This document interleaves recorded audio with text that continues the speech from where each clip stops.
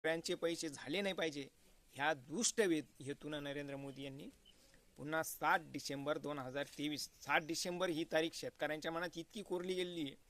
7 डिसेंबर हा शब्द जरी ऐकला तरी लोक चिडून उठतात शेतकरी. ह्या 7 डिसेंबर 2023ला नरेंद्र मोदी यांनी सरसगट निर्यात बंदी कांद्याची केली. वास्तविक ह्या वर्षी जगात कांद्याचा तुटवडा होता. कांदा उत्पादक शेतकऱ्यांसाठी मोठी संधी होती. ती संधी नरेंद्र मोदी यांनी घातली. अक्षरशः 10,000 कोटी रुपयांचं मी पुन्हा सांगतो तो आकडा तुम्ही ऐका.